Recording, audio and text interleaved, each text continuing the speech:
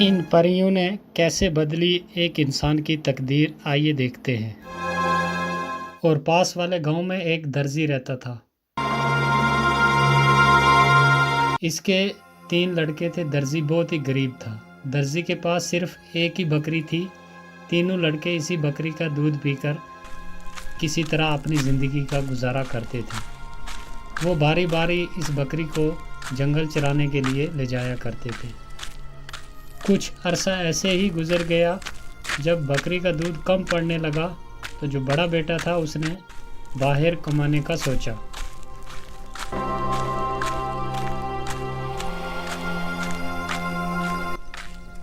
फिर वो बाहर कमाने के लिए चला जाता है। वो चलता रहा।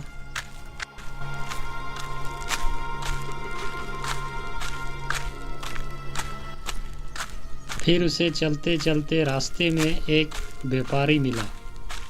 व्यापारी ने लड़के से पूछा, अरे भाई ज़रा सुनो तो, कहाँ जा रहे हो तुम?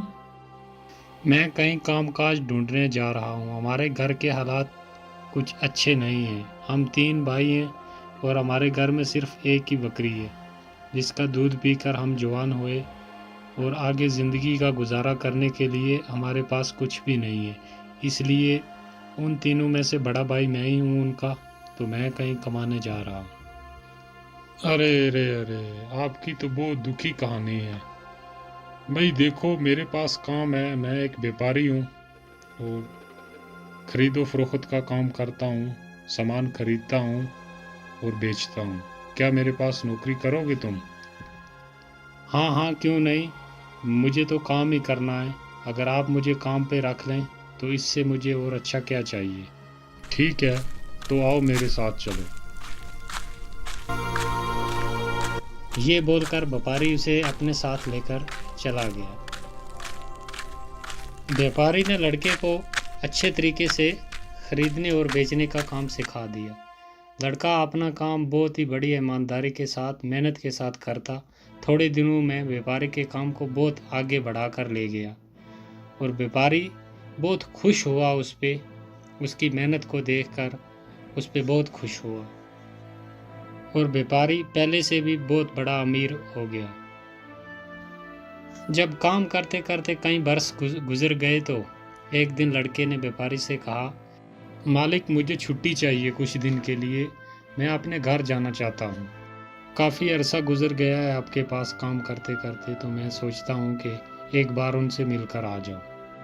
हाँ, ठीक है, कल तुम्हें छुट्टी मिल जाएगी। तुम कल सुबह चले जाना, ठीक है। और हाँ, एक बात, तुम्हारी ईमानदारी के बदले मैं तुम्हें एक अजीबोगरीब गधा देता हूँ। ये गधा अपने साथ ले जाओ। इस गधे की खूबी ये है कि जब तुम इसके मुंह पर थैली बांध कर कहोगे उगल, तो ये सोना चांदी फौरन उगलेगा। चाहे थैली कितनी बड़ी क्यों ना हो, फौरन भर जाएगी। इससे तुम्हारा और तुम्हारे परिवार का अच्छे से गुजारा हो जाएगा। अरे मालिक धन्यवाद, आपने इतनी अच्छी चीज़ मुझे दी। तो अच्छा, मैं चलता हूँ। लड़का गधे को लेकर खुशी खुशी घर रवाना हो गया। चलते चलते रात हो गई। लड़का एक जगह रुक गया और इधर उधर देखने लगा तो उसे एक मकान नज़र आया और उसने सोचा कि रात यहाँ ही रुक जाता हूँ, सुबह चला जाऊँगा। लड़का जब इस घर में गया तो वहाँ एक आदमी रहता था और उससे कहा, भाई साहब मुझे रात काटनी है, क्या मैं रात रुक सकता हूँ आपके पास? हाँ भाई, क्यों नहीं, ये मुसाफिर खाना ही है। आने जाने वाले लोग जो भी होते हैं रात इधर ही रुकते हैं, आप भी रुक सकते हो, कोई दिक्कत नहीं। अच्छा, तो फिर भाई मेरे लिए अच्छा खाना लेकर आओ। जो आपके पास सबसे अच्छा खाना है वो लेकर आओ मेरे लिए। लड़के ने अच्छे पकवान मंगवाए, अच्छे खाने जो उसके पास थे। ठीक है, तुम इधर आराम करो, मैं तुम्हारे लिए खाना लेकर आता हूँ। अरे ये लो, तुम्हारे लिए खाना आ गया। अब खाना खाओ और आराम के साथ सो जाओ। खाना खाने के बाद उस लड़के ने कुछ सोने के टुकड़े उस आदमी को दे दिए और वो बड़ा खुश हुआ और सोचने लगा कि ये सोने के टुकड़े इसके पास कहाँ से आए। हो ना हो, लेकिन इस गधे में कोई खूबी ज़रूर है, ये सोचकर वो आदमी जागता रहा। जब लड़का सो गया, उस आदमी ने वो गधा चुरा लिया और उसकी जगह दूसरा गधा आनकर बांध दिया। लड़का सुबह उठा और उसने गधा साथ लिया और चल दिया। लड़के को कोई पता नहीं था कि उसका असली गधा जो अपना था वो चोरी हो गया। जब वो खुशी खुशी घर पहुंचा तो उसे देखकर उसका बाप और भाई जमा हो गए और खुशी खुशी बातें करने लगे।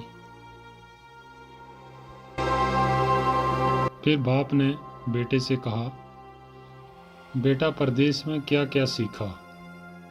पिताजी, व्यापार का काम सीखा, खरीदने और बेचने का काम सीखा। मैं एक व्यापारी के साथ नौकरी करता था। अच्छा, अरे वाह। फिर हमारे लिए क्या लाए हो? मैं आपके लिए ये गधा लाया हूँ।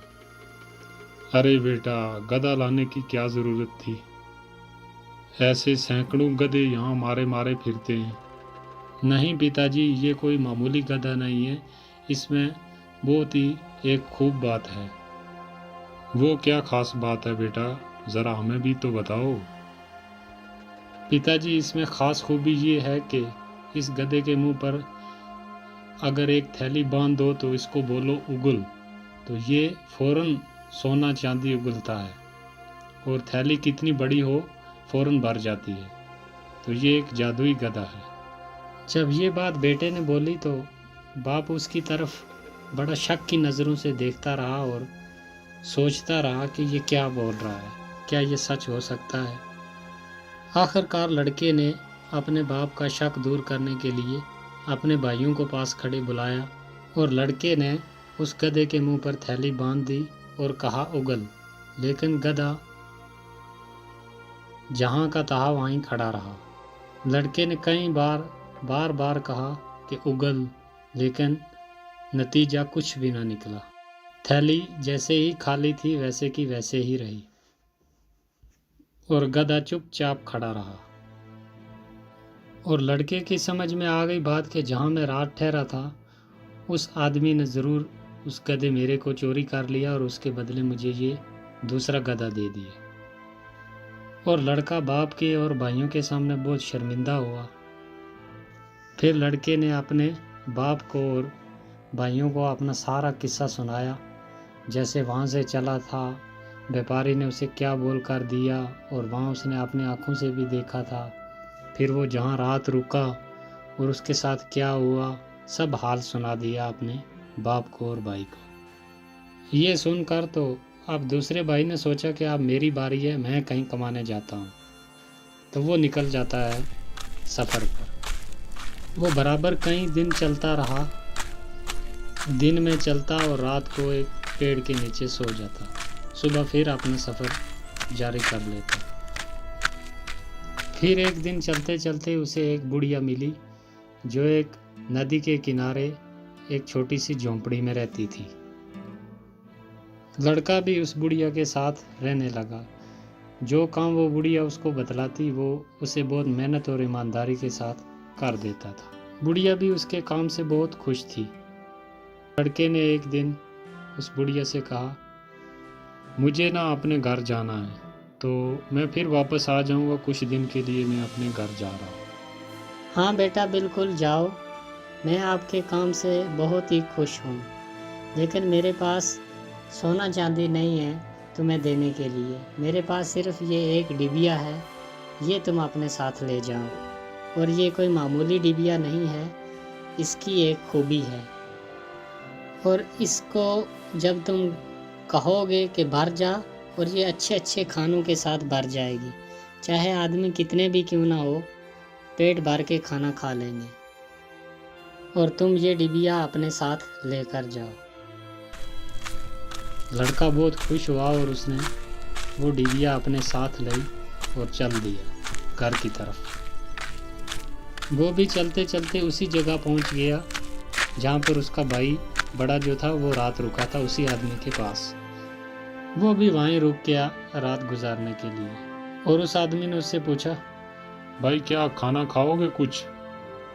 अरे नहीं भाई, तुम तकलीफ मत करो, मैं तुम्हें खाना खिलाता हूँ, मेरे पास बहुत खाना है। तुम्हारे पास तो कुछ भी नहीं है, तुम कहाँ से खाना खिलाओगे? लड़के ने अपने पास से वही डिबिया निकाली और जैसे बुढ़िया ने बोला था वैसे ही उसने बोला जब, तो वो एकदम भर गई अच्छे अच्छे खानों से। तो जब दोनों ने मिलकर खाना खाया तो उस आदमी की फिर नज़र बदल गई। उसने कहा कि ये डिबिया मामूली नहीं, ये कोई ख़ास डिबिया है, और वो उसे छुपाने की तरकीब सोचने लगा।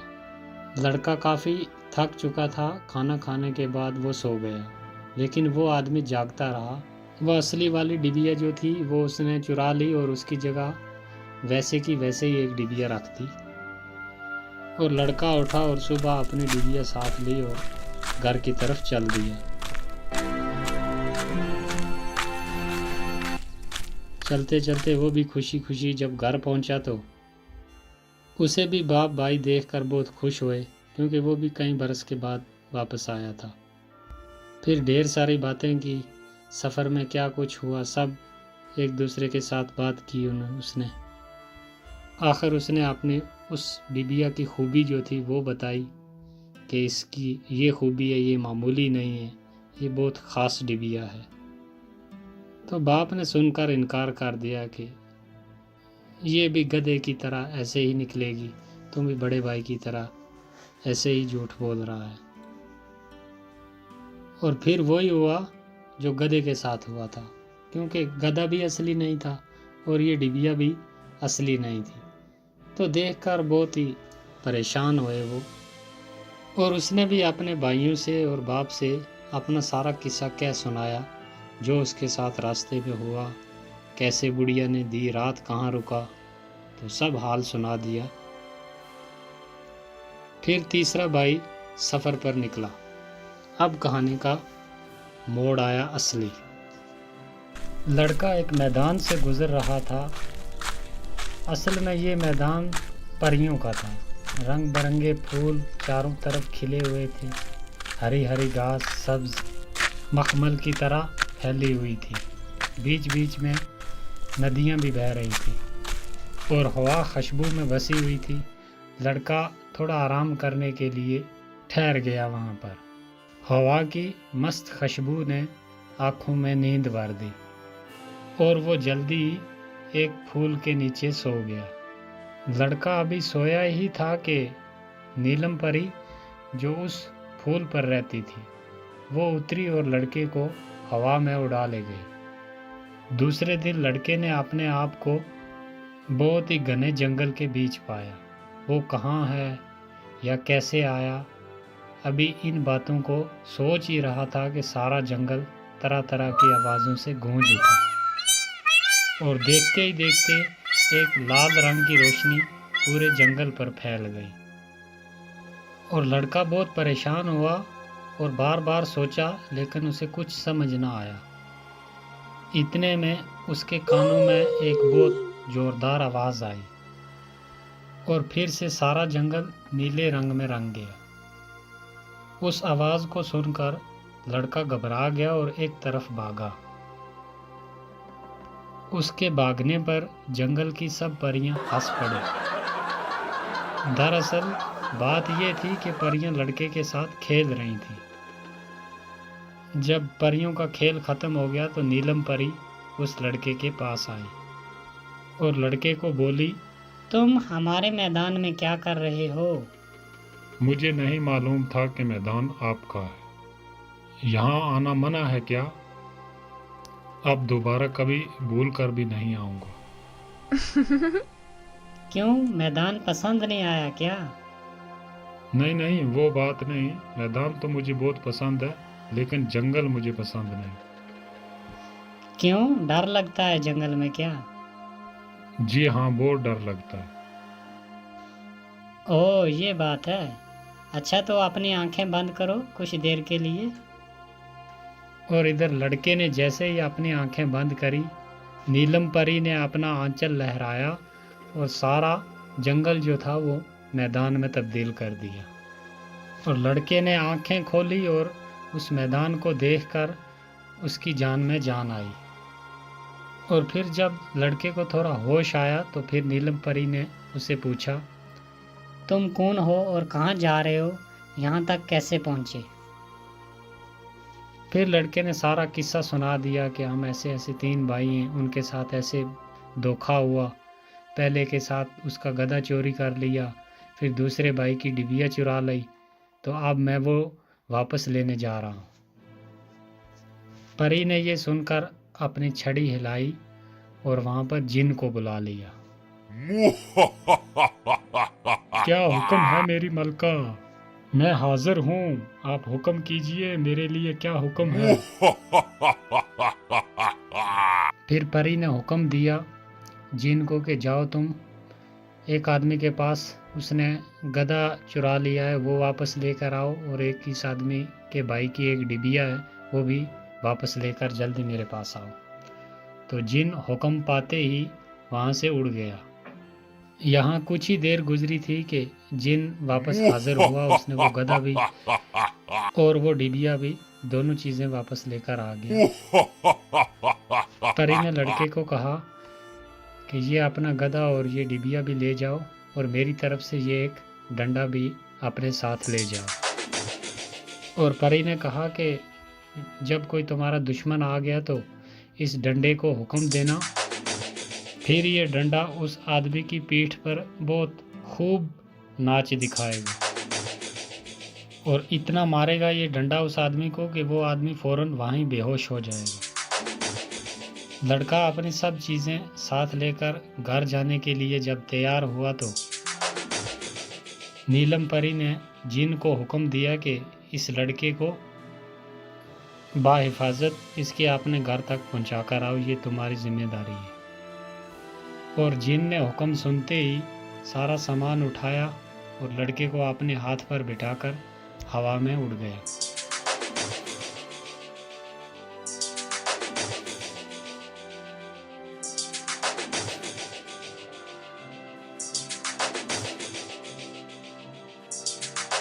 जब सारा सामान लेकर घर पहुंचा तो घर वाले भी बहुत खुश हुए और वो भी उसके आगे अपनी खुशी खुशी जिंदगी गुजारने लगे। तो हेलो दोस्तों, आपको कैसी लगी ये कहानी? अगर आपको ये कहानी अच्छी लगी हो तो वीडियो को लाइक जरूर कीजिए और एक प्यारा सा कमेंट करके जरूर बताइए कि आपको ये कहानी कैसी लगी। और अगर आपको लगता है कि ये कहानी आपके दोस्तों को भी सुननी चाहिए तो उनके साथ इसे शेयर कर दीजिए। और ऐसे ही मजेदार वीडियो देखने के लिए हमारे चैनल को सब्सक्राइब करना मत भूलिए। और मैं दिल से यही चाहता हूँ कि आप लोग हमेशा खुश रहें, स्वस्थ रहें और अपनी जिंदगी में आगे बढ़ते रहें। वीडियो देखने के लिए धन्यवाद। मिलते हैं अगले वीडियो में। Bye bye.